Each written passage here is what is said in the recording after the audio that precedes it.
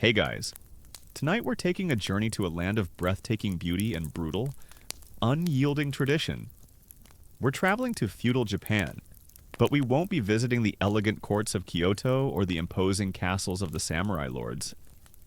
Instead, we're going down to the ground level, into the mud and the muck. To live the life of a peasant farmer, we're going to feel the ache in our backs from stooping over a rice paddy all day, the gnawing hunger of a diet based on leftovers, and the constant, quiet fear of living under the shadow of the sword. This is a world where your entire existence is dedicated to cultivating a single sacred grain that you will, with very few exceptions, never get to eat yourself. And let's be honest, your modern sensibilities would not fare well here. You, who might consider a long day to be one with back-to-back Zoom meetings, would likely find the 14-hour workday of planting rice in knee-deep mud a bit of a shock. Your desire for personal freedom and self-expression would be seen as a dangerous mental illness, probably curable by a sharp blow from a samurai's sword. So, before you get comfortable, take a moment to like the video and subscribe, but only if you genuinely enjoy what I do here. It's a small, simple act for you, but it makes a world of difference for the channel and lets me know you appreciate these journeys into the past. And as always, I'd love to see where in the world you're listening from. Please drop your city or country and the local time in the comments. Seeing our community span the globe is always an amazing way to start the night. Now, dim the lights, maybe turn on a fan for that soft background hum, and let's ease into tonight's journey together. You are born into a world made of mud and rice.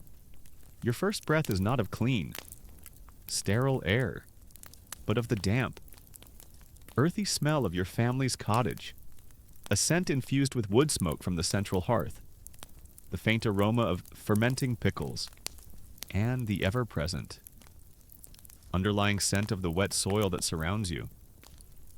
Your world is a small village, a mura, nestled in a valley carved between steep, forest-covered mountains. Your universe is defined by the checkerboard of rice paddies that stretches out from the village, their flooded surfaces reflecting the sky like a shattered mirror. From the moment you are born into this house, into this family, your path is set for you. You are a hyakusho, a peasant. Your father is a peasant. His father was a peasant, and his father before him. For generations beyond memory, you have inherited not land or wealth, but a name, a place in the village register, and a series of unbreakable obligations. Your family has been farming this same small plot of land for 200 years. You don't have a deed or a title, but you do have a multi-generational, hereditary expertise in this specific patch of mud. Your home is a simple, beautiful, and uncomfortable structure. It is a minka, a farmhouse built of wood, bamboo, and earth. The roof is a thick, heavy thatch of rice straw, home to insects and small animals. Inside, there are no real walls, only sliding screens made of paper and wood. The shoji, which offer little in the way of privacy or insulation. The floor is packed earth, cold and damp under your bare feet. In the center of the main room is the irori, a sunken hearth filled with ash, where a fire is kept smoldering day and night. It is the heart of the home, the source of heat and the place for all cooking. The smoke from the fire drifts up into the rafters, curing the thatch and filling the house with a constant, hazy acridness that you will breathe for your entire life. You live with everyone, your parents, your grandparents, your siblings, perhaps an uncle or an aunt. The family is a single cohesive unit, a small tribe organized for the sole purpose of survival. Your actions reflect on everyone. Your successes are their successes. Your failures are their failures. This principle of collective responsibility is formalized by the authorities. Your village is organized into gonen gumon, or 5 family groups. This is an obscure but absolutely critical detail of your existence. Your family is bound to 4 other families in your neighborhood. You are responsible for each other. If a man in your group fails to pay his taxes, you and the other families must make up the difference. If a woman in another family commits a crime, your own family can be punished for it. It is a brilliant system of social control. A way for the distant samurai lords to enforce order by making every neighbor a watchman, every friend a potential liability. It fosters cooperation, but it also breeds a quiet, simmering suspicion. You are all in this together, and you are all watching each other. All the time. Your life is governed by two calendars. The first is the official calendar of the Tokugawa shogunate, the military government that rules Japan. It dictates the rigid social hierarchy of the land. This is the Shinoko-sho. At the top are the samurai, the warrior class, the rulers. Below them, officially, are you the nomonasa of the farmers? You are ranked second. A place of great honor because you produce the food that sustains the entire nation. Below you are the artisans, the ko, and at the very bottom are the merchants, the sho, who are seen as unproductive parasites. It's a place of great honor, this second class, which mostly means you have the great honor of growing all the food and then not eating it. The second calendar is the one that truly matters. It is the calendar of the earth, the rhythm of the seasons, the great unending cycle of rice cultivation. Your holidays are not the birthdays of emperors, but the planting festival in the spring and the harvest festival in the autumn. Your gods are not distant, abstract beings, but the local kami, the spirits that inhabit the mountains, the rivers, the ancient trees, and, most importantly, the rice paddies themselves. You give them offerings at the small Shinto shrine at the edge of the village. You also pray at the local Buddhist temple. Your belief's a comfortable, seamless blend of the two faiths. You pray to the kami for good weather, and to the Buddha for a peaceful death and a good rebirth. You need all the help you can get. As a child, your life is one of relative freedom. You run with the other village children. Your bare feet caked in mud. You catch small fish in the irrigation ditches and hunt for beetles in the forest. But as you grow, you are initiated into the world of work. You learn to carry water, to mend tools, to weed the small vegetable patch behind the house where your family grows the millet, radishes, and barley that will form the bulk of your own diet. And you learn the central, unshakable truth of your existence. You do not own the land. You will never own the land. The paddies your father works. The land his father worked, the land you will one day work, all belong to the daimyo.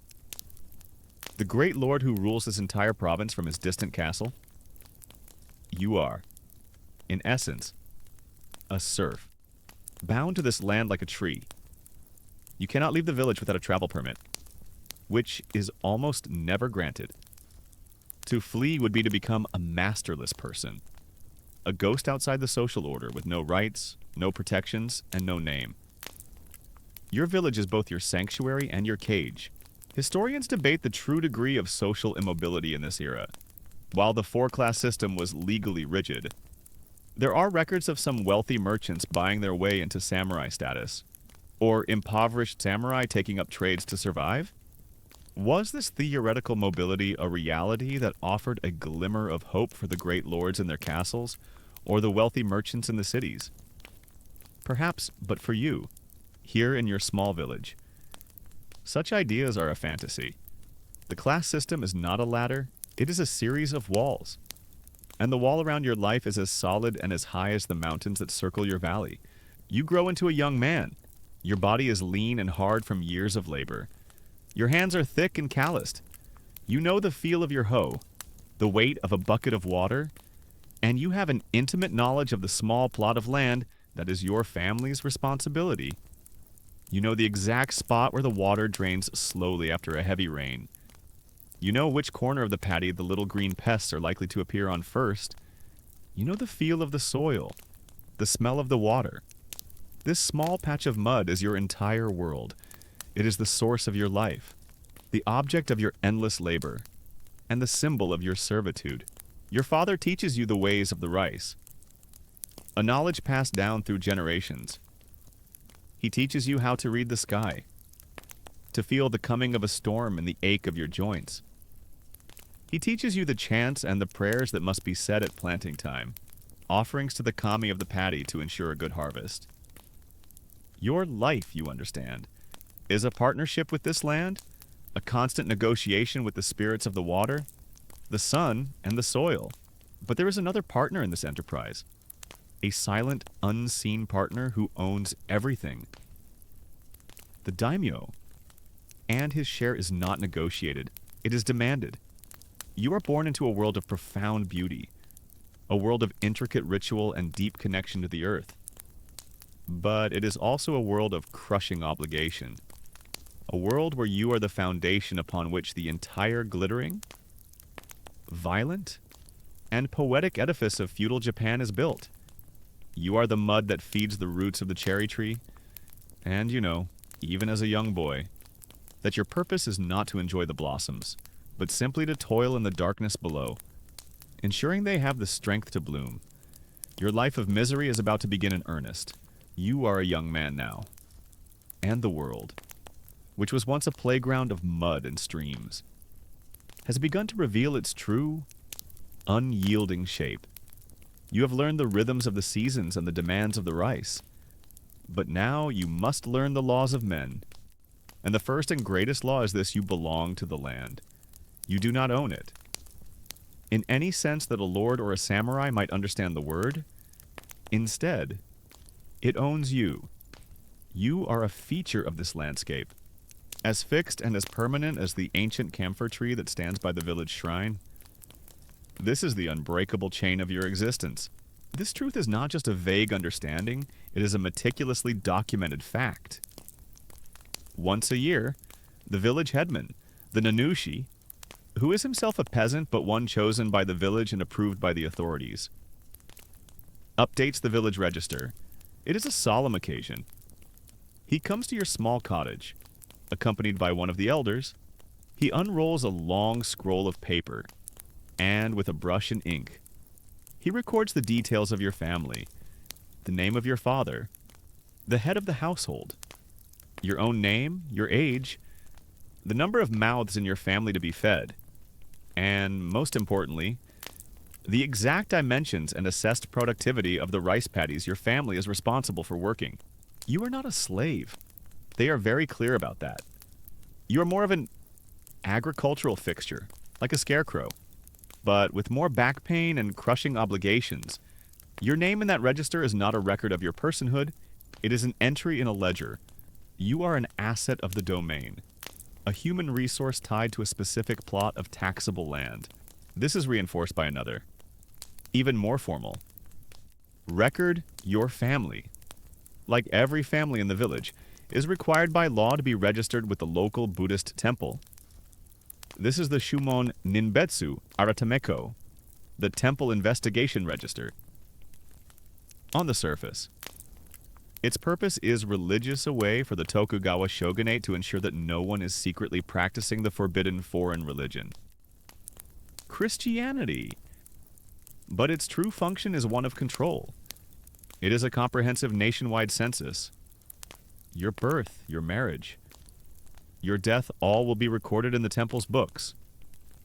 This registration formally ties you to this village, this temple, this specific spot on the earth. It is an obscure but powerful administrative chain, linking your spiritual life directly to the state's need for control. And the laws are explicit. Edicts, written in a complex script that you cannot read, but whose meaning is made brutally clear by the headman, are posted on a board in the village center. It is forbidden for any peasant to abandon his fields. It is forbidden to sell your land, for it is not yours to sell. It is forbidden to move to another village or to try and find work in the towns. You are free to travel anywhere you like within the village. The road to the next town, however, requires a mountain of paperwork and a letter of recommendation from God himself. It's easier just to stay put. To flee is the greatest crime you could commit. It is not just an act of desperation. It is an act of profound betrayal. Should you run away, you would become a non-person, a masterless man. Outside the great web of obligation that holds society together, you would have no rights. Anyone could capture you, beat you, or even kill you with no legal consequence. And your crime would not be yours alone. Remember the Gonin Gumi, the 5-family group. Your flight would bring shame and punishment down upon your neighbors. The 4 other families whose fates are legally entwined with yours. They would be fined. They might have a portion of their own harvest confiscated. They might even be forced to work your abandoned fields in addition to their own. This is the genius of the system. Your cage is not just built of laws from above.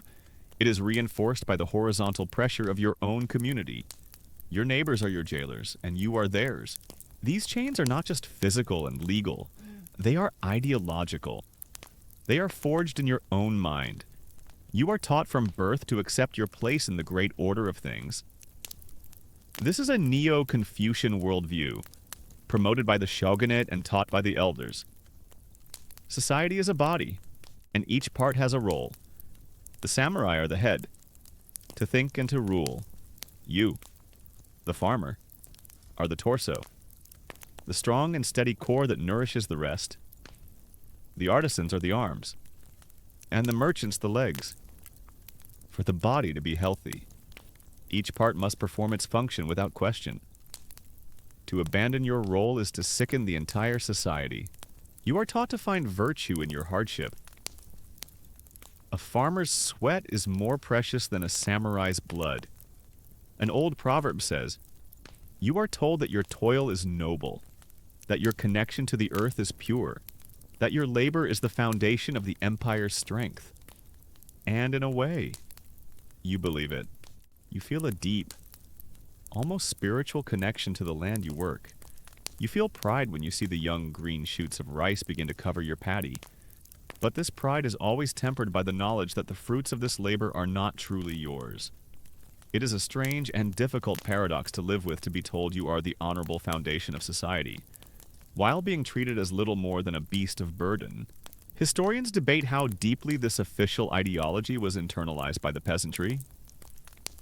Did you and your fellow villagers genuinely believe in the righteousness of the feudal order, finding a sense of honor in your difficult lives? Or was your compliance simply a pragmatic response to overwhelming force? A grudging acceptance of a system you had no power to change? The evidence is ambiguous. The Tokugawa era lasted for over 250 years, an incredible period of stability that suggests a degree of acceptance. Yet, the same period was rife with thousands of peasant protests and uprisings.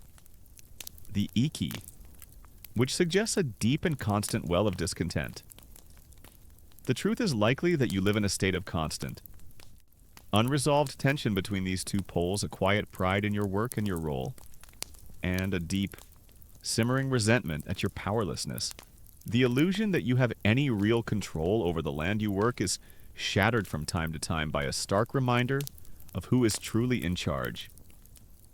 One year, a samurai official arrives from the Lord's castle. He is accompanied by surveyors. They are here to remeasure the fields, to update the maps for a new tax assessment. You watch as they walk through your family's paddy, driving stakes into the soft earth, stretching out their measuring ropes. They speak in a clipped formal language you barely understand. They do not consult your father. They do not ask for his opinion. Though he knows this land better than any man alive. A few weeks later, the headman informs you that the Lord has decreed a new irrigation channel is to be built to serve the paddies on the other side of the village. The channel will cut directly through a corner of your family's best field, the one that always yields the most rice. There is no appeal. There is no compensation. The land is not yours. Land. It is a line on the Lord's map, and he can redraw that line whenever he pleases. This is the unbreakable chain. It is not a chain of iron, but of law, of custom, of ideology, and of the ever-present threat of force. It is the village register that lists you as an asset. It is the temple record that binds you to this place. It is the watchful eyes of your neighbors in the Gonin Gumi. It is the Neo-Confucian teaching that tells you to accept your lot. And, ultimately, It is the samurai's sword, the symbol of the power that underpins this entire rigid world. You stand at the edge of your family's patio as dusk begins to fall. The frogs are beginning their nightly chorus in the flooded fields. You look at the narrow dirt road that winds its way out of the valley. It is the only road out. You can see it. You can imagine walking down it, leaving this life of toil and obligation behind. But you know you will never take that road. To do so would be to step off the edge of the world. The chains that hold you here are invisible, but they are stronger than any iron. They are wrapped around your heart and anchored in the very mud beneath your feet. You are a farmer of Japan, and this land, this small patch of earth, will hold you until the day it claims you for its own. The chain that binds you to the land is not one of idleness. It is a chain of relentless, back-breaking labor. A cycle of toil that begins before the last of the winter snows have melted and does not end until the first frost of the next winter hardens the ground. Your life is measured in the growth of a single plant. You are a servant to the rice. The year's work begins in the cold, damp days of late winter. While the land is still hard, you turn your attention to maintenance. You sit with your father and grandfather in the smoky gloom of your cottage, weaving the tough rice straw from last year's harvest, your nimble fingers, already calloused. Learn to twist and braid the straw into essential items for the coming year. You make waraji, simple sandals that will be your only footwear, knowing you will wear out a dozen pairs in the fields. You make broad, conical hats to shield you from the summer sun and the spring rain, and you make mino, thick, shaggy raincoats of straw that will shed water, a surprisingly effective piece of waterproof technology. You also mend your tools the wooden handles of the hoes, the blades of the sickles, preparing them for the onslaught to come. As the first hints of spring warm the air, the real work begins. The rice paddies, now dry and fallow, must be prepared. This is the first test of your strength, if your family is fortunate. You own an ox, a beast that represents a massive capital investment. You guide the ox as it pulls a wooden plow, breaking up the hard, compacted soil, more likely. Though you have no ox, the beast of burden is you. You and your father take up heavy, long-handled hoes called kuwai, and you attack the earth. It is grueling work. You raise the heavy hoe over your head and bring it down, blow after blow, your body moving in a steady rhythm. Your shoulders burn, your back screams, and blisters form on your hands. You work from a sunup to sundown, breaking the clods of earth, turning the soil, preparing the bed for the seeds. Once the soil is broken, it must be nourished. The land gives, but it also demands to be fed. The primary food is night soil, human waste, collected from the buckets in every house in the village, is left to age in large clay pots until it has fermented into a powerful, if staggeringly pungent, fertilizer. It is your job to carry the heavy buckets of this dark, sloshing liquid to the fields and ladle it over the soil, mixing it in with your hoe. The stench is overpowering, a foul, earthy smell that clings to your clothes and your skin. But you do it without complaint. This vile substance is the very stuff of life, the key to a strong harvest. Without it, the rice will be weak, and your family will starve. While the main fields are being prepared, a small, carefully selected seedbed is meticulously cultivated. Here, the precious rice seeds from last year's harvest are planted.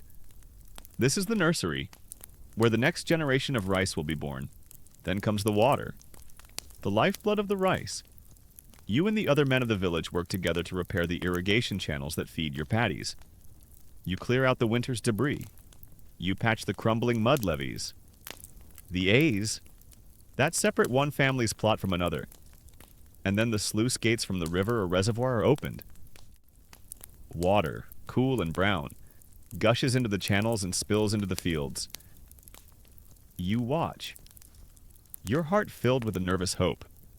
As your dry, plowed field is transformed into a shallow, muddy lake, the water reflecting the vast blue sky, now comes the most iconic and most agonizing task of the entire year, the transplanting. The Teiyu, by now. The seedlings in the nursery have grown into bright green. Delicate shoots, they must be moved, one by one, to the main paddy. This work is too much for one family to do alone. The entire village mobilizes, working collectively, moving from one family's field to the next in a great communal effort. You stand alongside your mother, your sisters, your neighbors, ankle deep, then knee deep in the cold, thick mud. The water chills you to the bone. You stoop over, your back bent into a permanent aching curve. For hours that stretch into days, you move slowly, methodically, backwards across the paddy. In one hand, you hold a bundle of the bright green seedlings. With the other, you take a single, delicate shoot and push its roots deep into the soft mud below the water. You do this over and over and over again. Your movements must be precise. The seedlings planted in perfectly straight lines, each one an exact distance from the next. Your lower back becomes a single, solid knot of fire. The muscles in your legs cramp from the cold and the awkward posture. Your fingertips, submerged in the cold water for hours on end, become wrinkled and numb. Your Fitbit would simply burst into flames trying to calculate the steps and calories burned during a single day of rice planting. It's a full-body workout where the only prize is more work tomorrow. The only thing that makes the work bearable is the singing. The women of the village, their voices clear and strong, sing the tawe uta, the traditional rice planting songs. The music has a steady, rhythmic quality that helps you keep the pace. Your hands moving in time with the verses. The songs are beautiful and hypnotic, filled with prayers to the kami for a good harvest, with jokes, and with earthy complaints about the hardness of the work. The songs bind you together, a chorus of shared labor and shared hope, a small pocket of beauty in a world of pain. After weeks of this back-breaking labor, the planting is done.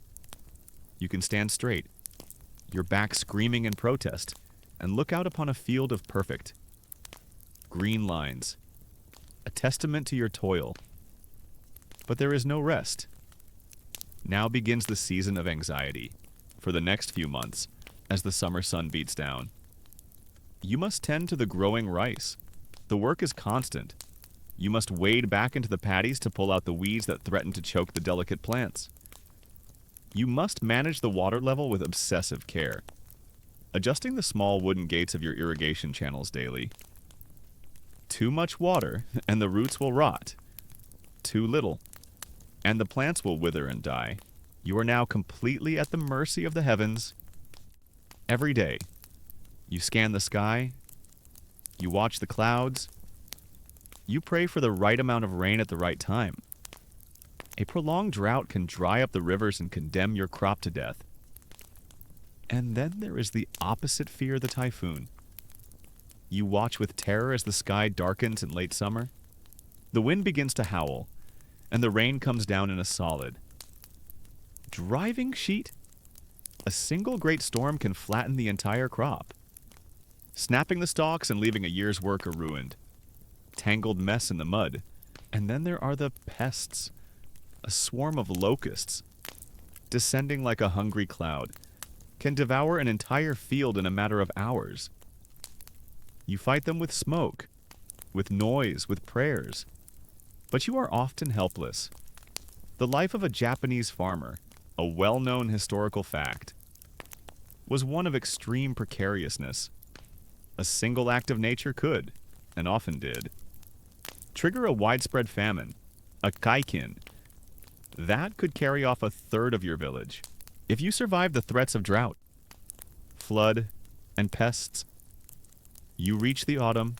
The rice stalks have grown tall, and their heads are heavy with grain. now turned a beautiful golden brown.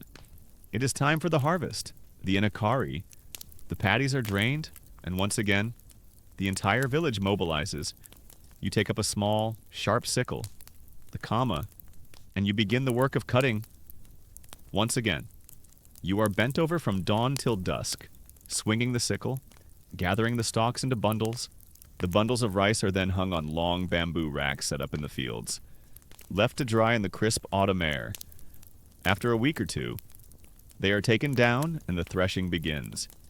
Your family gathers around a simple wooden frame, and you beat the heads of the rice stalks against it, the sharp impact knocking the grains loose from the stalk. It is dusty, repetitive work, and the air fills with a cloud of fine, itchy chaff that gets in your eyes, your nose, your throat. Finally, you have a great pile of rice grains, still in their husks. You gather them in wide, flat baskets. On a windy day, you toss the grain into the air. The wind, the kamikaze or divine wind, carries away the lighter husks and chaff, while the heavier grains fall back into your basket. At the end of it all, you stand before a collection of straw bags filled with the fruit of your year-long labor. A mountain of rice, a mountain of wealth. For a brief, fleeting moment, you feel a sense of profound accomplishment and security. Your family will not starve this winter. The work is done. You have won. But the feeling is fragile. A thin sheet of ice over a deep, cold lake of dread. Because you know that this mountain of rice does not belong to you. You are merely its temporary guardian. And now that the harvest is in, you know exactly who is coming down the road from the Lord's castle. The harvest is over, but the reckoning is about to begin. The harvest is done. The last of the golden grain has been threshed, winnowed, and stored in stout straw bags. A brief, fragile period of celebration settles over the village. A harvest festival is held at the local shrine. Offerings of the new rice, the first and best of the crop, are made to the kami, the local gods, in thanks for seeing you through another year. For a few days, there is relief. There is food. There is a collective, exhausted sigh of a job well done. But this relief is a shallow pool, and the water is quickly evaporating, because you and everyone in the village know what comes next. The harvest is not an end, it is a means, and the end is the payment of the great tax. The Nengu, you have done the work, and now the lords are coming for their share. The word arrives not by letter, but through the village headman, who was summoned to a nearby administrative post. The samurai are coming next week. The news spreads through the village like a cold wind, extinguishing the last warm embers of the harvest festival. The air grows thick with a quiet, anxious dread. Preparations begin. Every family's rice quota, which has been stored in their own hut, must be brought to the village common, or into a central storage house. The bags are stacked, a great mound of your collective labor, waiting for inspection and judgment. The day of their arrival is clear and crisp. You are not allowed to work in the fields. The entire village must be present. A silent, captive audience for this great, solemn act of transfer. You see them first as small figures on the road leading into the valley. Not a large force, just a handful of men, which is somehow more intimidating. Their small number speaks of an absolute, unquestioned authority. There is a senior official, a daikon or a district magistrate, a man of some rank. He rides a fine horse. He is flanked by two younger, lower-ranking samurai on foot, a few ashigaru. Common foot soldiers bring up the rear. Their presence a simple, brutal reminder of the force that underpins this whole transaction. As they enter the village, you and the other peasants line the path, your heads bowed low. You do not look at them directly. To meet a samurai's gaze, unless invited, is an act of profound disrespect. An act that could have terrible consequences. So you stare at the dirt, at their feet as they pass the fine leather socks, the elegant sandals, so different from your own rough straw waraji. You can smell the faint, clean scent of incense from their clothes. They are beings from another world, a world of power and silk and steel. The village headmen and the elders of the Gon and Gumi are prostrated at the entrance to the village, their foreheads touching the dust. The annual tax audit is here. The auditors are heavily armed, have the legal right to kill you for looking at them funny, and their primary goal is to take a significant portion of everything you own. It's a stressful time. The senior samurai dismounts. He does not speak to the elders. He ignores their prostrate forms. He walks directly to the assembled mountain of rice, his two assistants following him.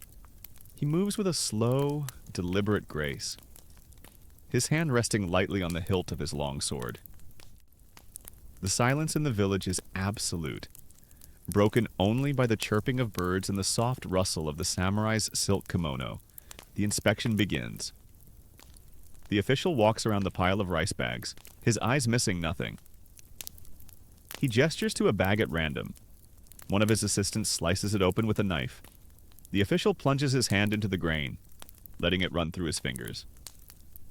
He brings a few grains to his nose, sniffing them for any hint of mildew or impurity. He nods. Satisfied, he moves to another bag, and another. His inspection a silent, terrifying ritual. He is judging the quality of your entire year's work, and by extension, the worth of your village. Then comes the measurement, under the samurai's watchful eye. The village headman and the elders begin the painstaking process of measuring the rice. They use the official masu, a square wooden box of a legally prescribed size. They fill a box, level it off with a flat stick, and dump it into one of the large transport sacks brought by the Lord's men. Each box is a known quantity, and each one is counted aloud by the samurai's clerk, his voice a dispassionate drone. Ichi, ni, san, 1, 2, 3. The count goes on and on, a slow public draining of your village's lifeblood.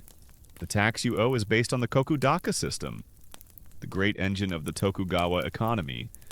The entire productivity of your village's land has been assessed years ago, and given a value in koku of rice. 1 koku is, in theory, enough to feed 1 person for 1 year.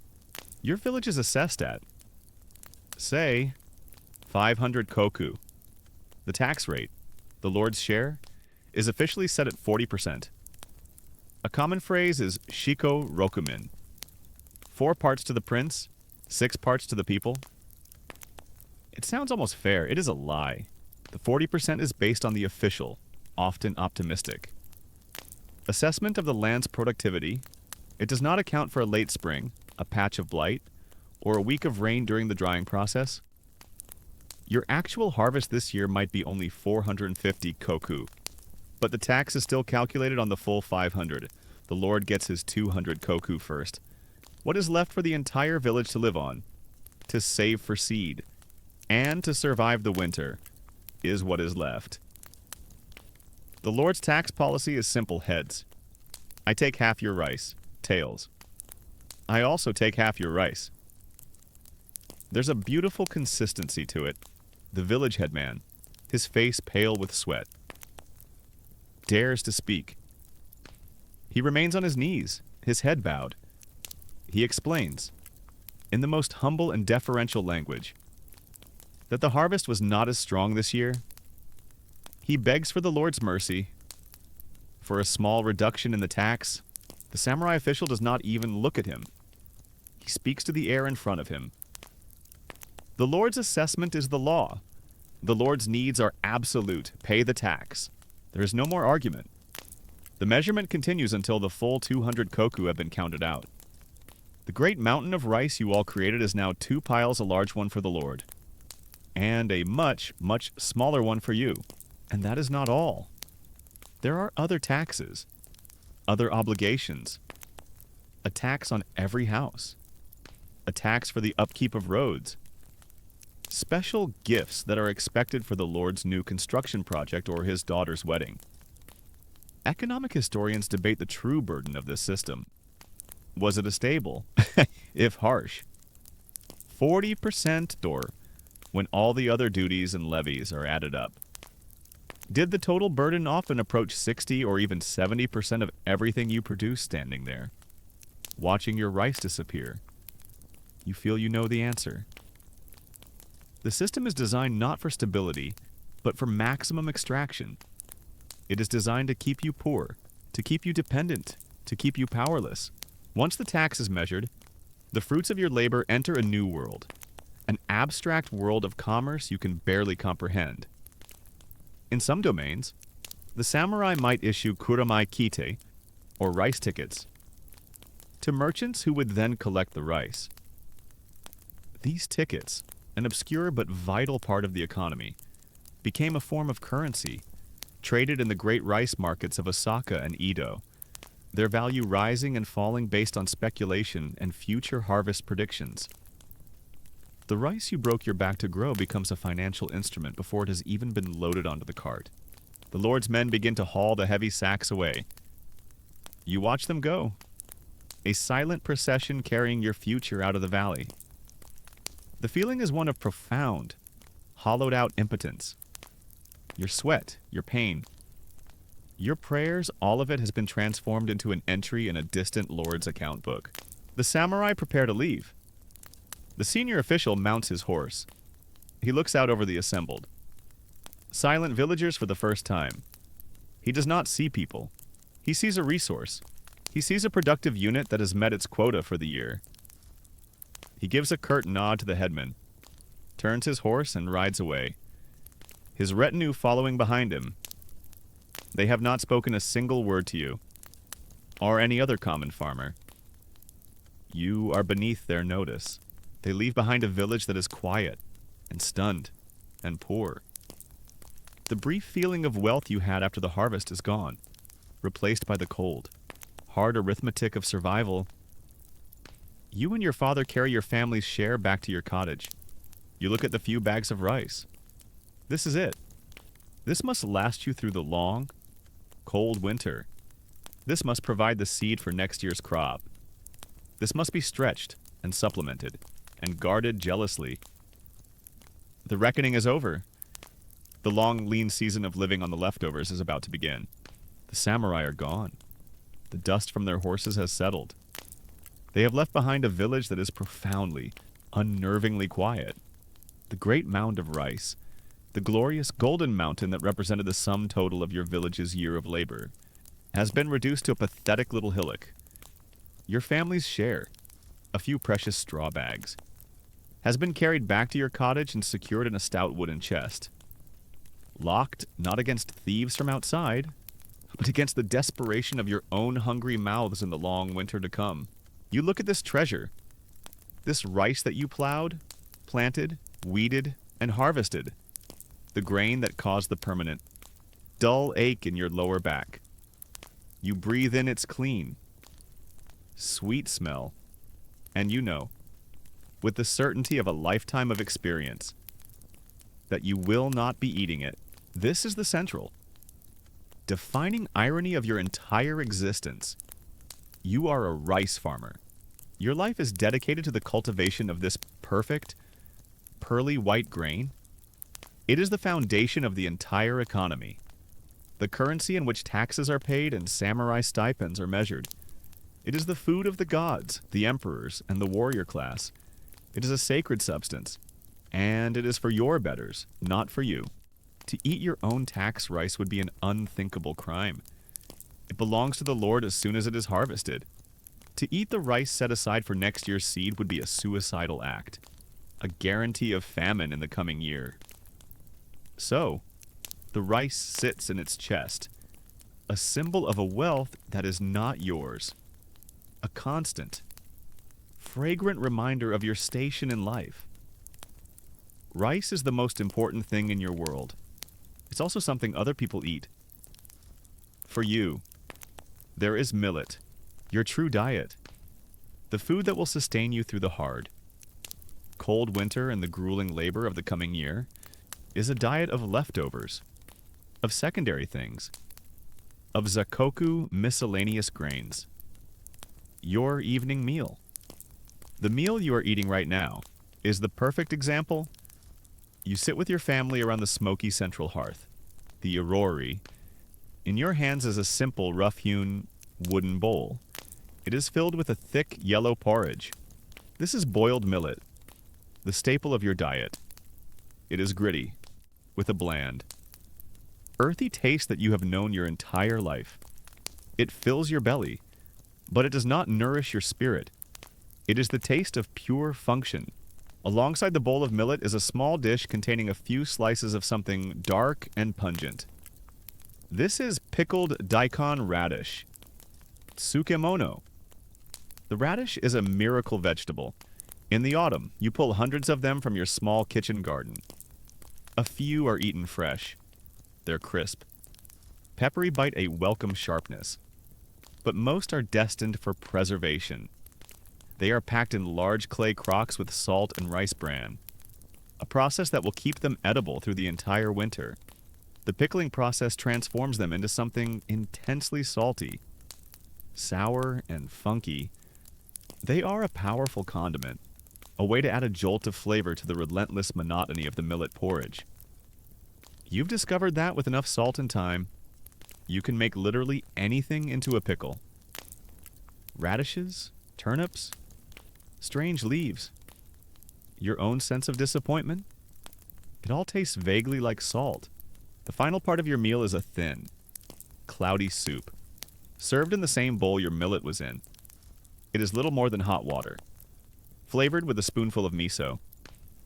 A salty, savory paste made from fermented soybeans that your family makes once a year. Floating in the miso soup might be a few leaves of a wild vegetable you gathered from the mountainside, or a few precious slivers of dried mushroom, saved from the autumn's foraging. This is your meal. Millet, pickles, and a thin soup. You will eat a variation of this same meal almost every day of your life. It is a diet that today might be fashionable in some circles, plant-based. Locally sourced, gluten-free. It is also, more accurately, a desperate struggle for calories, a constant battle to extract enough energy from the poor soil and the wild mountainside to fuel your next day of back-breaking labor. The rice you grow is your lord's. The food you grow for yourself, in your small kitchen garden, is what you live on. Barley, or mugi, is another staple. You grow it on the drier ground, on the edges of the paddies. It is often boiled into a porridge. Or, if you are feeling particularly wealthy, a small amount of it might be mixed with some broken, low-quality rice grains to make mugi meshi, a dish that is considered a luxury, your main source of sustenance. Outside of your own garden, is the forest and the mountains that loom over your village. Foraging is not a hobby. It is an essential survival skill in the spring. After the snows melt, you go into the mountains to gather sansai, wild vegetables. You learn to recognize the tightly coiled heads of fiddlehead ferns, the tender shoots of wild bamboo, and the pungent leaves of wild garlic. These are boiled and add a touch of green. Vibrant flavor to your diet after a long winter of nothing but pickles. In the autumn, you gather nuts chestnuts, which you roast in the embers of the irori. They're sweet. Nutty smell, one of the great pleasures of the year. You gather mushrooms, a dangerous but rewarding business. Your father teaches you with stern repetition which ones are safe, which ones are delicious, and which ones look similar but will leave you dead before sundown. Protein is a rare and precious thing. You might catch a few small, bony fish in the irrigation ditches. In the summer, you might catch frogs or locusts, which are roasted on a stick and eaten as a crunchy. Savory snack. Your family might keep a single chicken, but its eggs are a treasure. And the chicken itself is too valuable to kill except for a truly momentous occasion. Like the new year, to survive the winter, everything must be preserved. Pickling is the most important art, but you also dry things. Strings of sliced daikon and mushrooms hang from the smoke-blackened rafters of your cottage all winter long, slowly desiccating until they are hard and light. They can then be added to soups, where they will rehydrate and release their concentrated, earthy flavor. One of the most important byproducts of the Lord's rice is something you get to keep the rice bran. The nuka. This is the brown outer layer that is polished off the rice to make it white and pure for the samurai. For them, it is waste, a sign of impurity. For you, it is a treasure. This bran is rich in oils and vitamins. You use it as the base for your pickling bed. The nuka doko, a living culture of fermentation that you maintain for years. You might also toast the bran and eat it. A nutty, nutritious, if slightly gritty. Supplement. It is a perfect irony. The samurai, in their desire for pure white rice, discard the most nutritious part of the grain. They sometimes suffer from a sickness called boribori, a vitamin B deficiency. You, eating their garbage, are protected from it. But knowing this obscure fact is no comfort as you sit through the long, dark winter. The hunger is a constant, low-level ache. Some days are better than others, but you are always aware of the precariousness of your situation. Your family's survival depends entirely on the food stored in your cottage. An unexpected illness, a fire, or a particularly long winter could push you over the edge into true starvation. Nutritionists and historians today might debate the overall health of your diet. On one hand, it is incredibly low in protein and calories, leading to your small stature and your vulnerability in times of famine. It is a diet of mere subsistence. On the other hand, it is a whole grain, plant-based diet, rich in fiber from vegetables and probiotics from the fermented pickles and miso.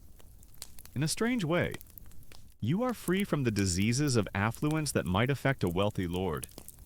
You are not at risk of gout, but this is a cold comfort when your stomach is empty and you are looking at another bowl of gritty millet. You finish your meal.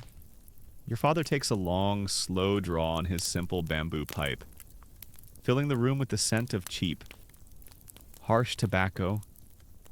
Your mother cleans the bowls, careful not to waste a single grain of millet. You look into the glowing embers of the hearth. Your belly is not full, not in the way a wealthy townsman would understand the word, but the gnawing ache has been silenced for another night. You have eaten. It is enough.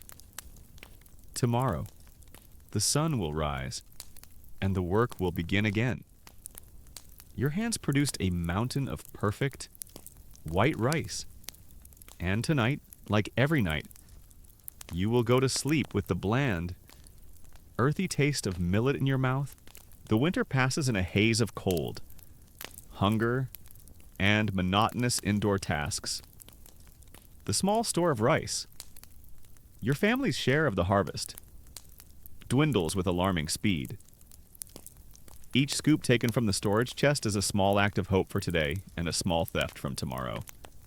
You live by a brutal arithmetic, counting the days until spring against the number of mouthfuls left for your family. But just as the first signs of thaw begin to soften the hard ground, a new obligation arrives. The tax on your produce has been paid. Now, the tax on your body is due.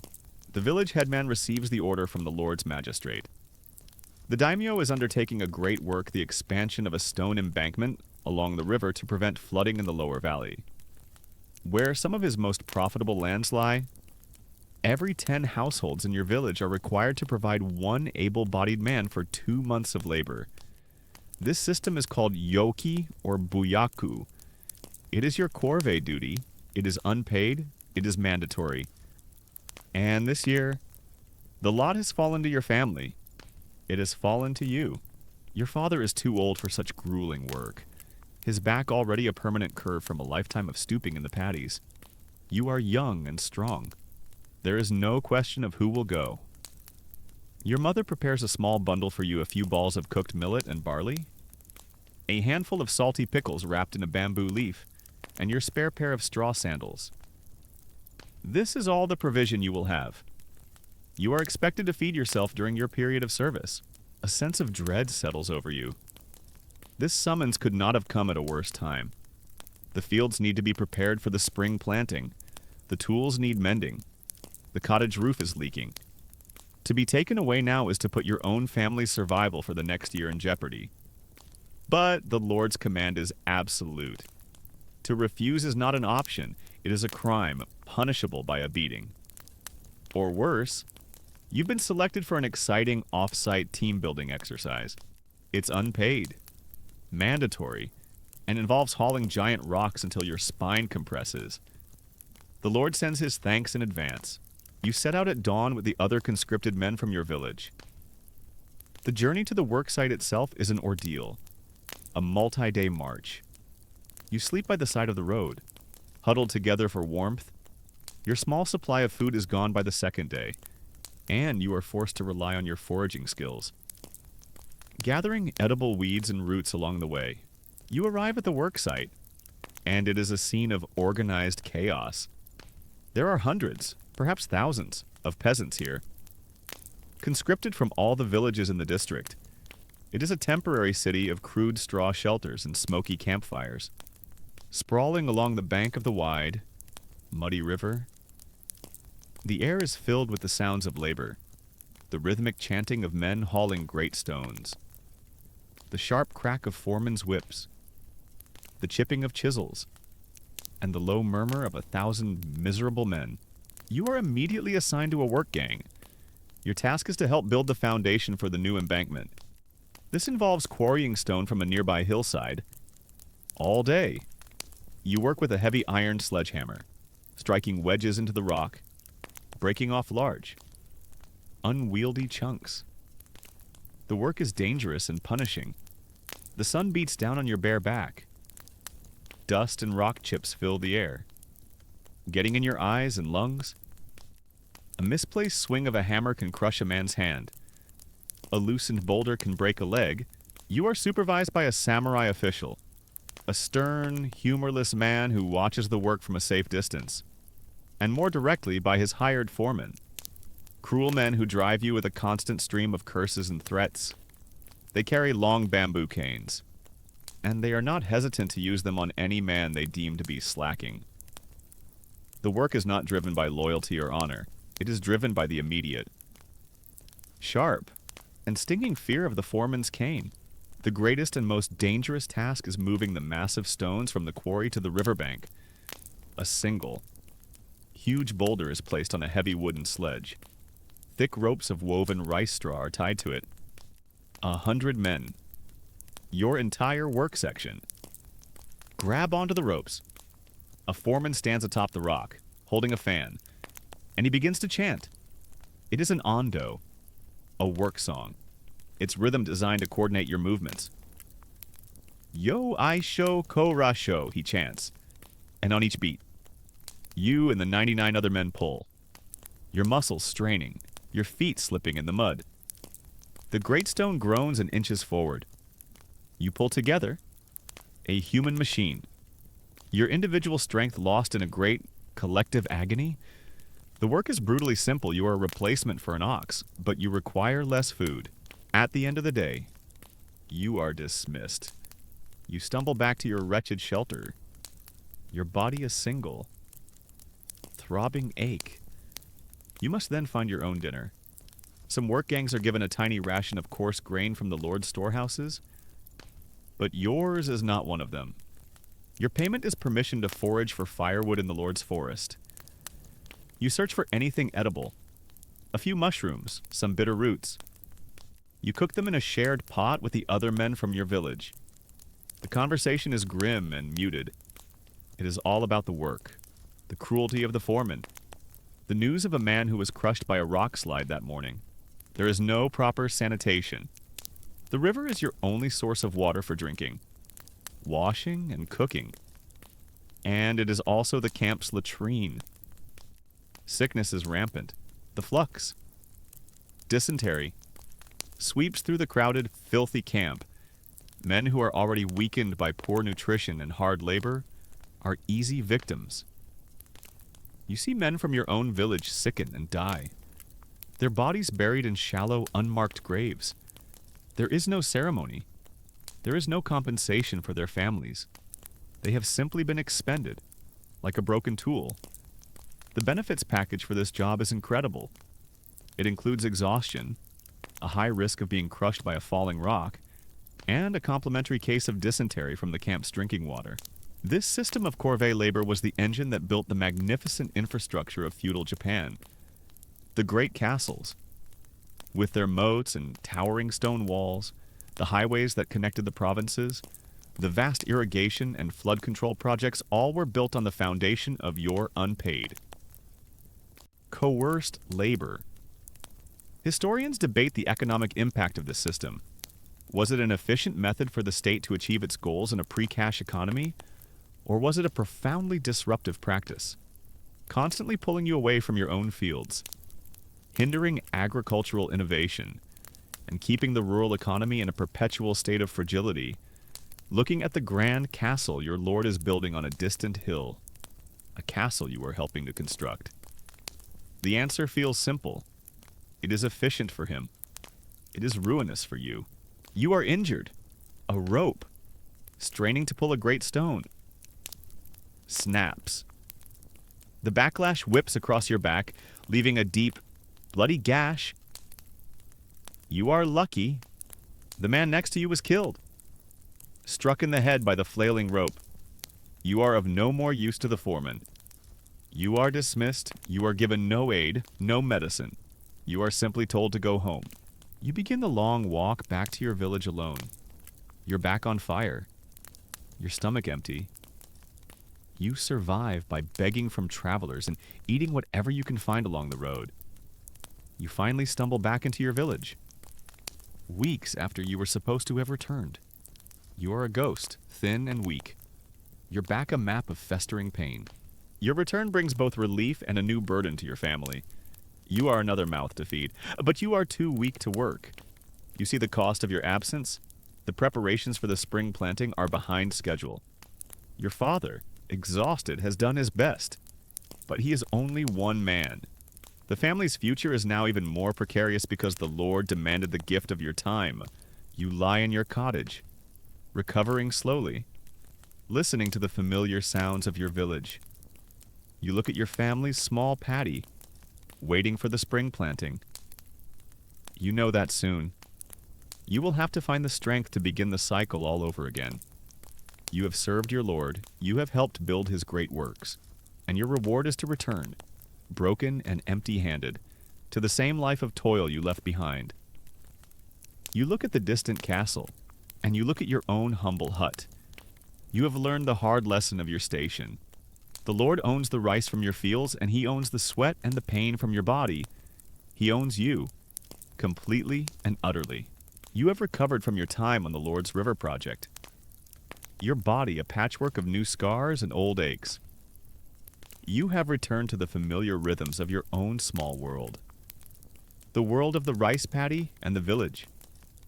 You have survived the demands of your Lord. But there is another power you must serve, one far more ancient and unpredictable. You live your life under the constant, cold shadow of the sword. The samurai are not just a distant concept, a name on a tax decree. They are a physical presence. While your daimyo, the great lord, lives in his faraway castle, his power is embodied in the men who administer his domain. A magistrate, a daikon, might live in the nearest market town. Samurai officials travel the roads, carrying messages, conducting inspections, or simply moving from one post to another. And when they pass through your village, the world stops. You are working in the paddy, your back bent to the familiar task of weeding. When you hear it, a cry from the village lookout. A boy perched in a tall tree at the edge of the valley. Samurai-sama! Samurai-sama ga korareru. The samurai are coming. A wave of quiet. Efficient panic ripples through the village. Work ceases instantly. Mothers call their children indoors. The street, moments before filled with the chatter of daily life, falls silent. You and the other farmers scramble from the paddies. Your movements urgent. You must not be seen to be slow or disrespectful. You take your position on the side of the narrow road that runs through the village. You see him approaching, a single samurai on horseback, flanked by 2 attendants on foot. He is not a great lord, merely a mid-level official, but he might as well be the shogun himself. His power over you is absolute. As he draws near, you perform the practiced, deeply ingrained ritual of deference. You drop to your knees in the mud. Then, you press yourself forward until your hands are flat on the ground and your forehead touches the dirt. This is the dogeza, the prostration of ultimate respect and submission. It is not optional. Your body is a low, humble shape, making yourself as small and as non-threatening as humanly possible. The proper way to greet a samurai is to quickly and efficiently pretend you are a humble patch of dirt. It's a social skill you have perfected. You do not look up. You stare at the packed earth an inch from your nose. You listen.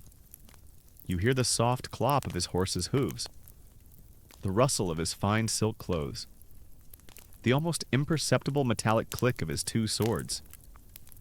The daisho, the matched pair of long and short swords that are the exclusive symbol of his class and his authority. That sound, more than anything else, makes the hairs on the back of your neck stand up.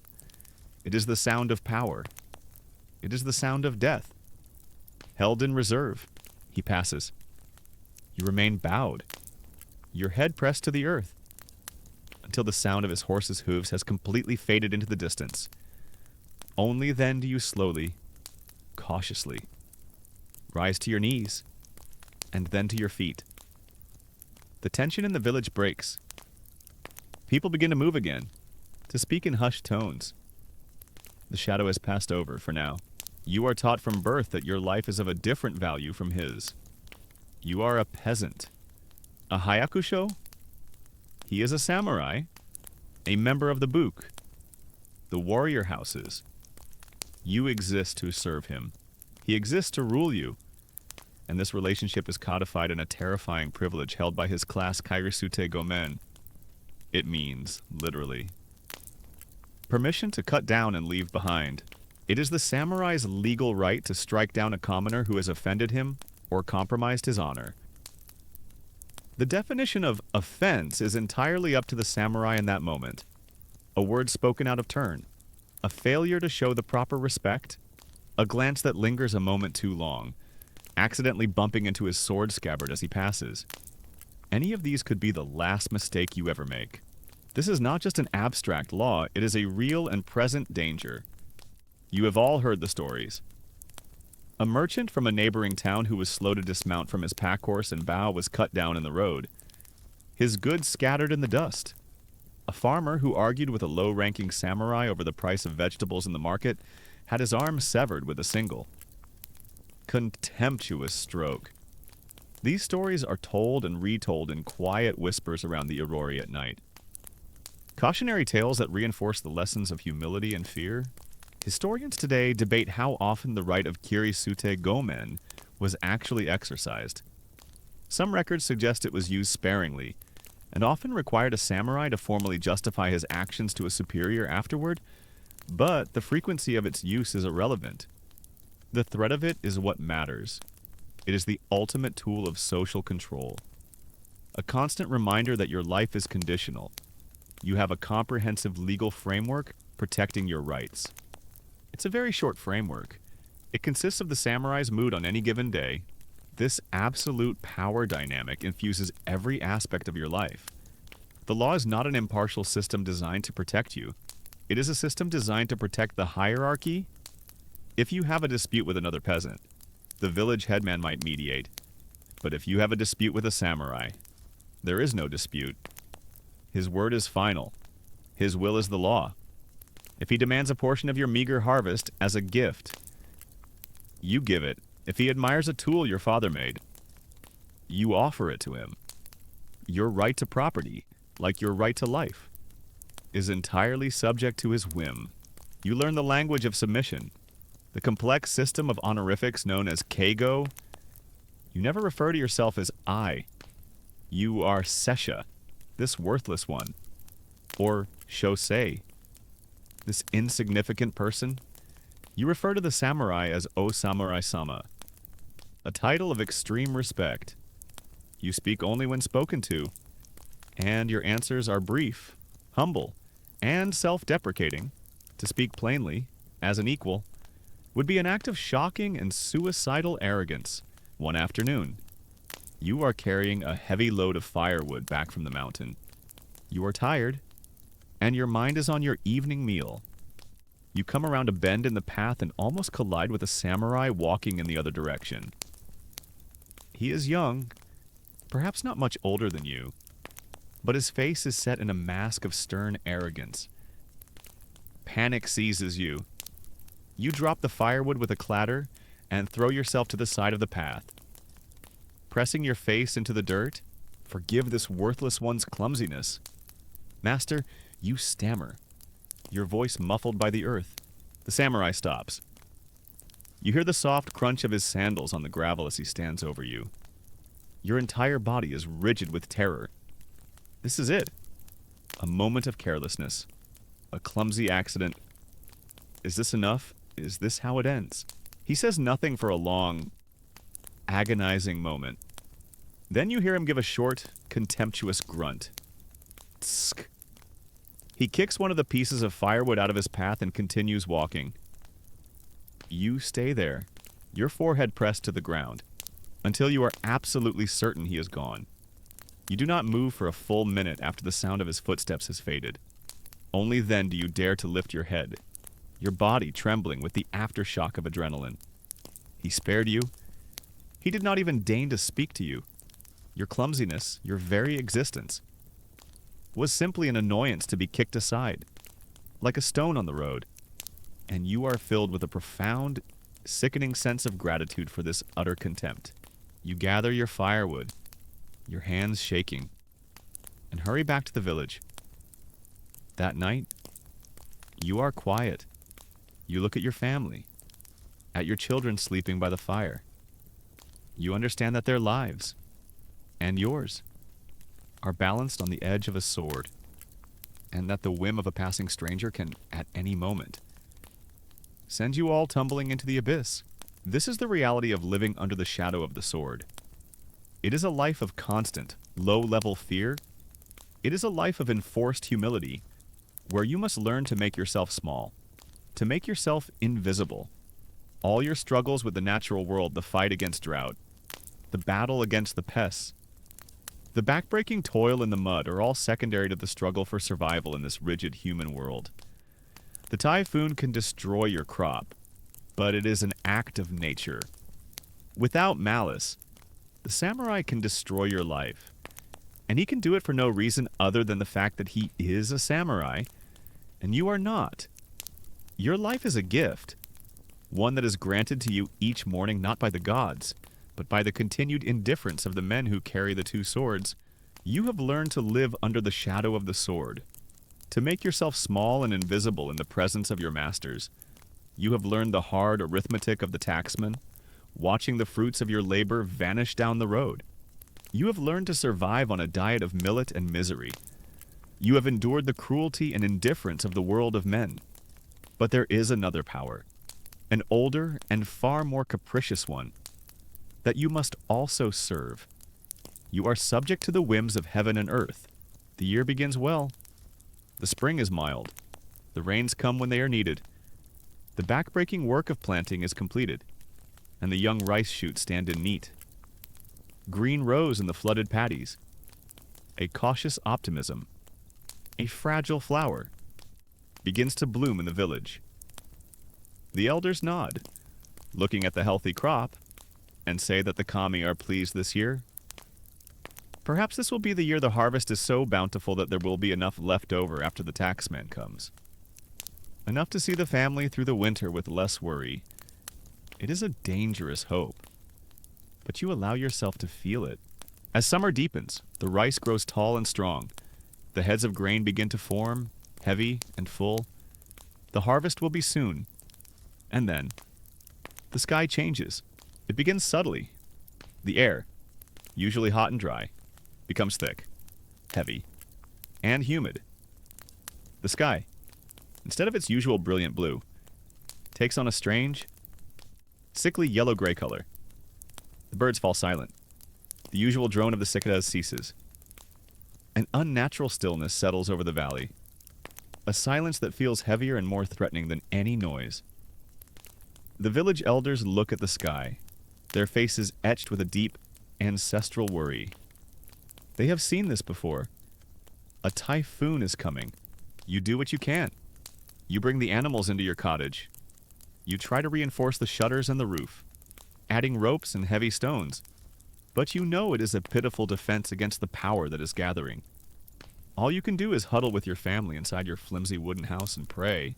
The wind arrives first, a low moan that whispers through the trees on the mountainside.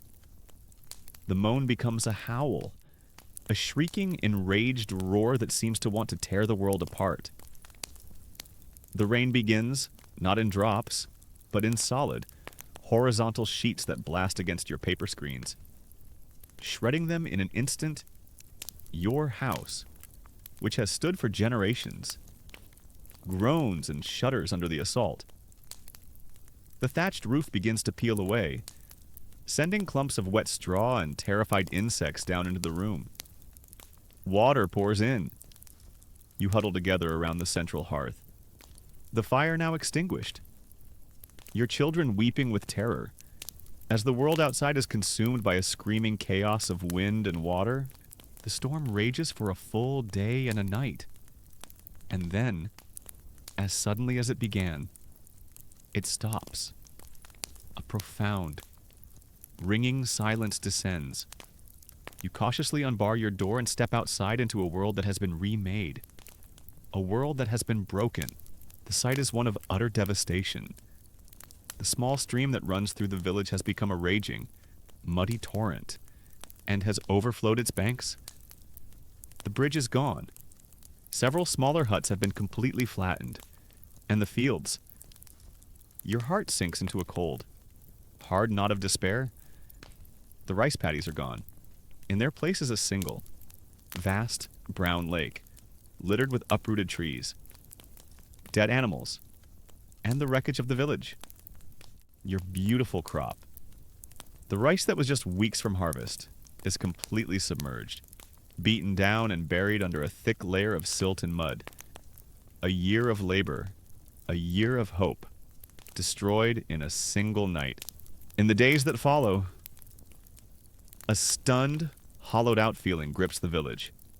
You all work together to clear the debris, to patch your roofs, to find what little can be salvaged.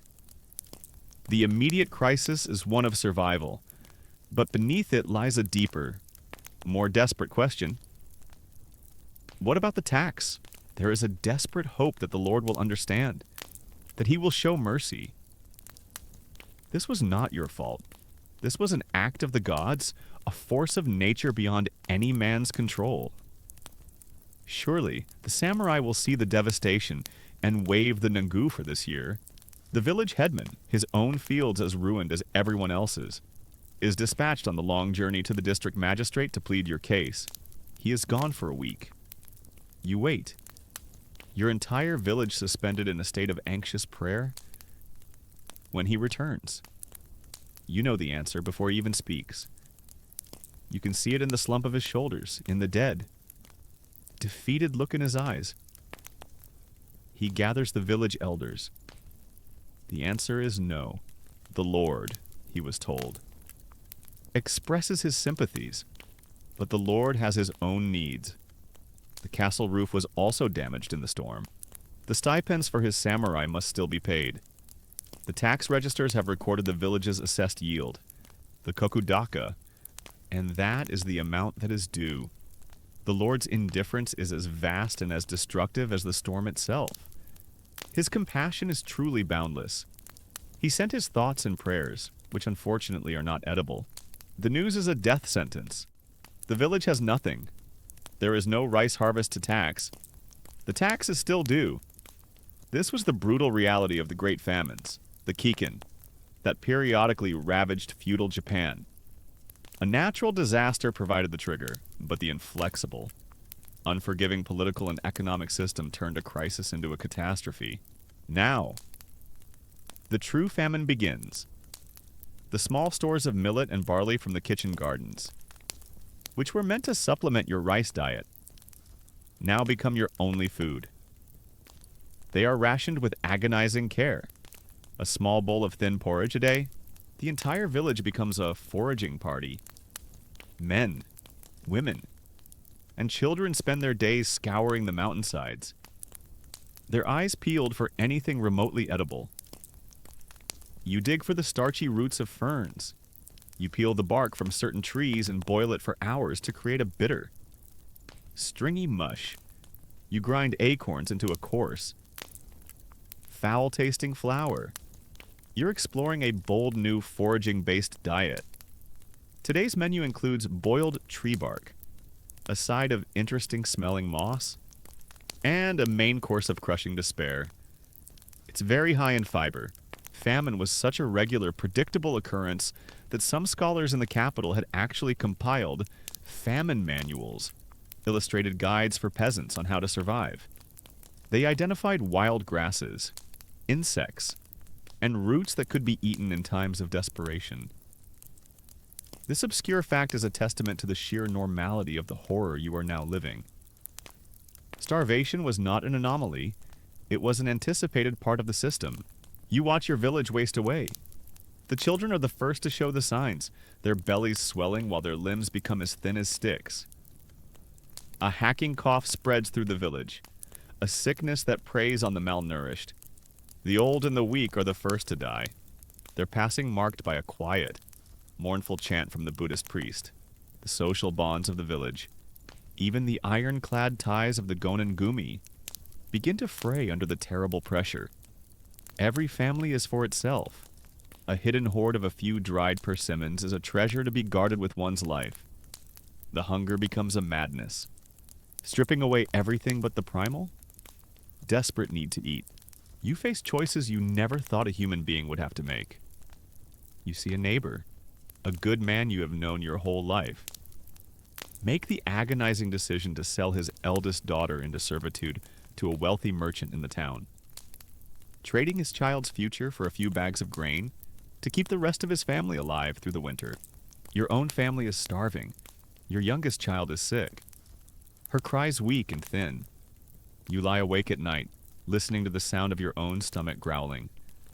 A hollow, mocking sound in the quiet darkness. You are powerless. You have been beaten by the wind and the rain, and you have been abandoned by your masters. You are at the absolute mercy of a hostile heaven and an indifferent earth. The despair is a physical weight pressing down on you, and you begin to wonder if you will live to see the spring. It is in this dark, hopeless place that the first dangerous whispers of another option begin to be heard in the village. An option that is even more terrifying than the famine itself. The winter is a long, slow death. The meager supply of millet and dried vegetables is not enough. The children are the first to go, their small bodies succumbing to sicknesses that a healthy child would have easily fought off. The old follow soon after, their passing a quiet, grim release from suffering. Your village is haunted, a place of silent cottages and gaunt. Spectral figures who move slowly, conserving every last calorie of energy. The despair is a physical presence, a cold, heavy fog that chokes all hope. You have been beaten by the heavens, and you have been abandoned by your earthly masters. In this dark, hopeless place, a new idea, a dangerous spark, begins to catch. It starts as a whisper in the dead of night, a hushed conversation between two fathers who have just buried their children. The Lord demands the tax, but there is no rice. Does he expect us to pay him with our own bones? The whisper spreads from one starving family to another. It is the whisper of desperation, the logic of men who have absolutely nothing left to lose. When the certainty of a slow, quiet death by starvation is your only future. The possibility of a quick, violent death in defiance begins to look like a reasonable alternative. A secret meeting is called. The village headman, the Nanushi, whose own family is starving, summons the heads of the Gon and Gumi groups to his cottage late one night. You, as the eldest son of your now ailing father, go in his place. You sit in the smoky darkness, a dozen gaunt men whose faces are illuminated by the flickering of a single fish oil lamp. Their eyes burn with a strange, feverish light. The headman speaks. His voice is low, but it does not tremble. We have petitioned the magistrate, he says. They have refused us. The Lord does not know of our suffering. His local officials are a wall between us and his mercy. They are a disease that is killing us. He does not suggest overthrowing the Lord. That would be treason. An unthinkable crime. The logic he presents is the desperate, self-deceiving logic of the powerless. Our Lord is good and benevolent, he argues. It is his officials who are wicked. If we could only bypass them. If we could present our petition directly to the Lord himself. He would see our plight and grant us relief. This is the foundation of the Hyakusho Ikki. The peasant uprising. It is not a revolution. It is a highly ritualized, desperate appeal for justice. It is a collective protest born of the belief that the system is not inherently evil, but that it is being corrupted by wicked men. A plan is formed. The villages in this valley, all suffering the same fate, will act as one. They will stage a goso, a mass demonstration, a march to the administrative town where the magistrate, the daikon, has his office. They will not go as warriors, but as supplicants, thousands of them, to show the sheer scale of their suffering and to beg for mercy. A petition is drawn up by the only truly literate man in the village. The Buddhist priest, it is a work of art, written in the most humble and self-deprecating language imaginable. It speaks of the great benevolence of the Lord, of the villagers' undying loyalty. It details the devastation of the typhoon, the complete failure of the harvest, the sickness, the deaths.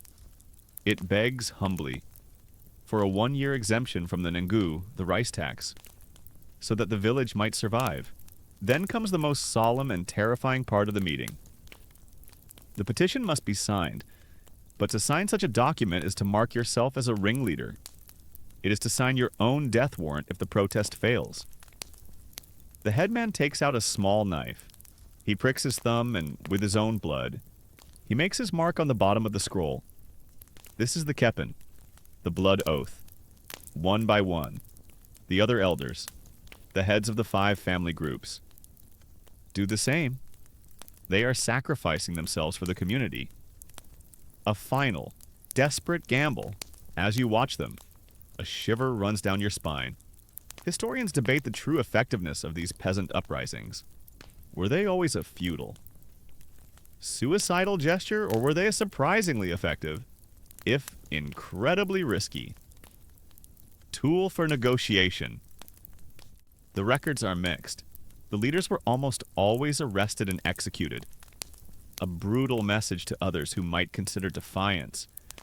But often, after the protest was crushed and the examples were made, the authorities would quietly grant some of the demands, removing a particularly cruel official. Lowering the tax rate for the following year, it was a way for the system to correct its own worst excesses without ever admitting fault. The leaders' deaths were the price the community paid for a small chance at survival. The day of the march arrives. From all the villages in the valley, a great river of humanity begins to flow. It is a horrifying, inspiring sight. Thousands of starving, ragged people. Their faces thin and determined. They are not an army. They are armed with their tools of labor-sharpened bamboo poles, heavy wooden hoes, sharp-bladed sickles. They carry crude, hand-painted banners made from old cloth, with simple, desperate slogans, benevolence and relief. Pity the people. You march with them, a strange mixture of terror and exhilarating purpose in your heart. For the first time in your life, you are not just passively enduring your fate. You are marching to confront it. The protest has a strange, festival-like atmosphere. There are chants, there are songs, It is a release of all the pent-up despair and anger that has been simmering for months. You are no longer just one powerless farmer. You are part of a great, unified body, a single voice crying out in the wilderness. And you arrive at the administrative town. The gates are closed, on the walls, and drawn up in a line before the gate are samurai. There are not many of them, perhaps 50 in all, but their presence is enough. They stand in silence, their hands on their swords, their lacquered armor gleaming in the sun. They are a wall of cold, disciplined force. Your massive, chaotic crowd of thousands comes to a halt before them. The chanting and singing die away, replaced by a tense, expectant silence. The village headman and the other leaders who signed the blood oath step forward.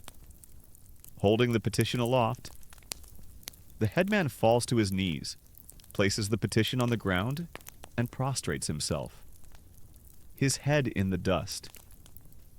He begins to speak, his voice trembling but clear, trying to explain the purpose of your march.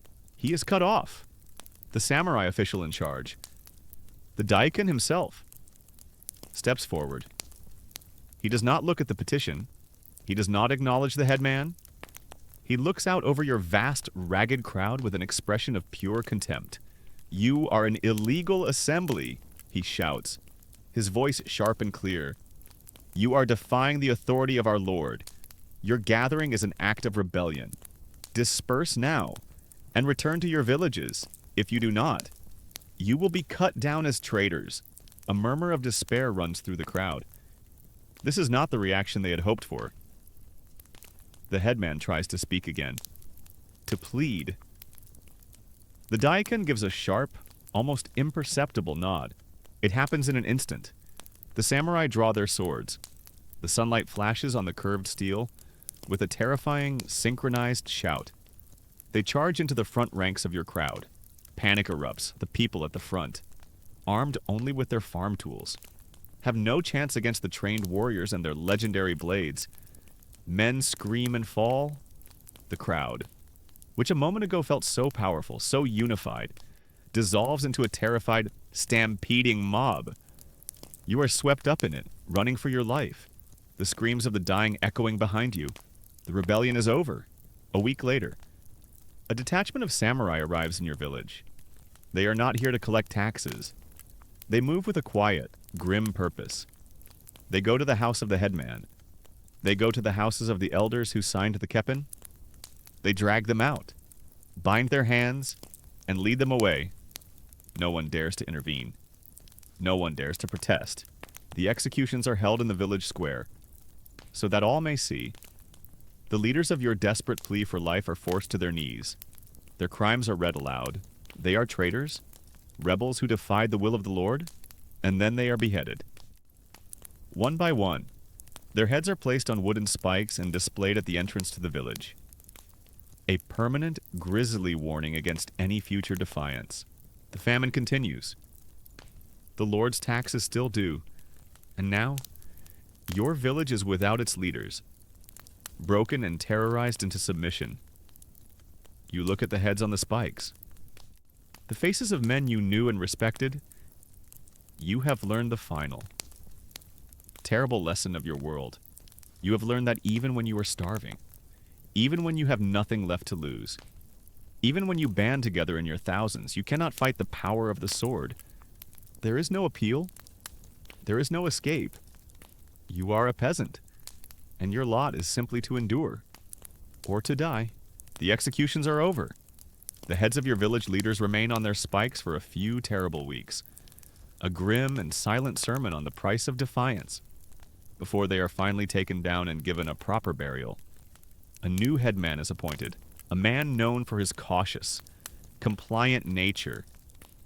The village is broken, terrified, and leaderless, the famine, having scraped the valley clean of its weakest members, eventually loosens its grip with the coming of spring and the first edible weeds. Life, in its most stubborn and elemental form, continues. You survive. You and your family. You were not a leader. You were a face in the crowd, one of the thousands of desperate souls who marched and fled. Your anonymity was your salvation. You returned to the fields, your heart heavy with the memory of what happened. The work is the same. The land is the same. But you are different. You have seen the absolute limit of your power, and you have seen it crushed with casual brutality. The years pass, flowing one into another like water in an irrigation ditch. Each season a repeat of the last. You grow older, your father, weakened by the famine, passes away one winter, a quiet, peaceful end. You become the head of your household. You teach your own son the ways of the rice.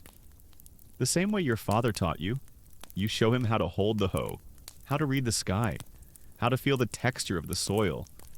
You pass on the chants and the prayers, and in this act of transmission, you find a new, unexpected meaning. Your life is not just a single, isolated existence of toil. It is a link in an unbreakable chain. A story being passed from one generation to the next. A story written not in books, but in the very mud of this paddy. You had thought the misery was the whole story. But as time wears on, you begin to discover the small, quiet joys that make a life of hardship not just bearable, but sometimes even beautiful. You discover that between the crushing obligations and the ever-present hunger, there is still room for life to grow, like a stubborn wildflower finding a crack in a great stone wall. You find it in the work itself. There is a quiet satisfaction in a perfectly planted row of rice, a sense of order and purpose imposed upon the chaos of nature. There is a deep, sensual pleasure in the feel of the cool mud between your toes on a hot day, in the clean, earthy smell of the fields after a refreshing rain, in the sight of the golden paddies stretching out before you in the autumn, their heavy heads of grain swaying in the wind like a golden sea. These are moments of simple, profound beauty, and they are yours. You find it in your family. You see your wife. Her face now lined with the years, but her eyes still kind. And you feel a deep, unspoken bond forged in a lifetime of shared struggle. You watch your children grow. You see your son, his back now strong, take on more and more of the heavy work, and you feel a surge of pride. You hold your first grandchild, a small, warm bundle in your arms, and you understand the powerful, primal promise of renewal. In the deep of winter, you all huddle around the central hearth, the aurori, its fire a small, defiant sun against the cold and the dark. You tell your grandchildren the old Mukashi Banashi, the folk tales your grandfather told you, stories of clever foxes, of mischievous water spirits called kappa, and of foolish, greedy lords who always get their comeuppance in the end. And in their laughter, the world feels right again, and you find it in the community, the village, which once felt like a cage of mutual surveillance, also reveals itself to be a net of mutual support when a neighbor's roof is damaged in a storm. The men of the village come together to help him repair it when a woman is sick after childbirth. The other women of her Gonengumi take turns cooking for her family and looking after her other children. These are the small, unwritten laws of compassion that exist alongside the harsh laws of the samurai. The heart of this community is in its festivals, the matsuri. These are the days when the crushing reality of your life is briefly suspended at the spring planting festival. You gather at the village shrine, the Janja, dedicated to the local kami who protects your village. You offer a portion of the precious seed rice. You drink a small cup of cloudy, unfiltered sake, and you pray for a good season. There is a sense of shared hope, a collective appeal to the gods that binds you all together. But the greatest festival is the Akai Matsuri, the harvest festival. This is the village's great exhale, a celebration of having survived another year. There are sumo wrestling matches between the strongest young men of the village, their bodies grappling in a sacred ring of rice straw. There is music from bamboo flutes in the deep, resonant boom of a great taiko drum. A few men perform the traditional lion dance, the shishimai, the colorful lion bobbing and weaving through the crowd to scare away evil spirits. You eat special rice cakes, a rare treat. You drink a little too much sake. You laugh for this one day. You are not a poor, powerless peasant. You are a member of a community, a keeper of ancient traditions, a man celebrating the simple, profound joy of being alive. Anthropologists and historians will later debate the function of these rituals. Were they a social steam valve? A way for you to safely release the pressures of your oppressive life, thereby making that life more tolerable and preserving the social order? Or were they genuine expressions of an independent and resilient folk culture? A way for you to assert your own values and identity in a world that sought to crush them? You do not know the answer. You only know that these moments are what make the rest of it worth enduring. And so, you live out your days. You are an old man now. Your back is a permanent arch. Your hands are gnarled like the roots of an old tree. You sit on the small, worn porch of your cottage, the same cottage you were born in. You watch your grandchildren playing in the yard. You look out at the fields, where your son is now teaching his son the ways of the rice. You have known a lifetime of misery. You have known back-breaking pain, the gnawing ache of hunger, the chilling fear of the sword, the terror of the typhoon, the despair of a failed rebellion. Your life has been a story of servitude.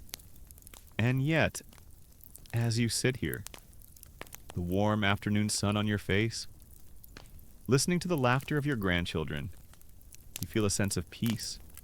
You have endured. Your family has endured. The village has endured.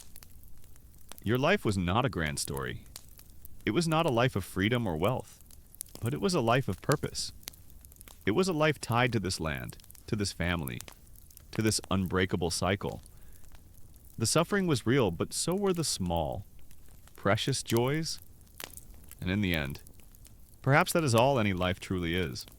The old man on his porch, the Japanese farmer, begins to fade. Let the image of the rice paddies, the thatched roof cottages, and the distant mountains dissolve into the gentle darkness of your own room. The sounds of the village, the festival drums, the children's laughter, the quiet evening cicadas grow faint, replaced by the soft, familiar sounds of your own peaceful space. The long, hard journey through the world of feudal Japan is over. Bring your awareness back to yourself, here and now, resting in comfort. Feel the effortless way your body is supported, the complete absence of the aches and pains of a life of hard labor. Notice the easy rhythm of your own breath, untroubled by the anxieties of a failed harvest or a lord's cruel whim. You are safe. You are warm. You are at peace. The story of that life, with its deep hardships and its small, hard-won joys, was a story of a world away, a time away. It is a story that can now be put to rest. Let any lingering thoughts of toil or trouble drift away from you like clouds across a quiet sky. Your own day is done. The labor of your own life is over. For now, there are no obligations to be met, no fears to be faced. There is only the stillness of the night and the deep, welcoming comfort of your bed. Allow yourself to sink into that comfort, to let go of the story, to let go of the day, and to drift into a profoundly deep and restful sleep.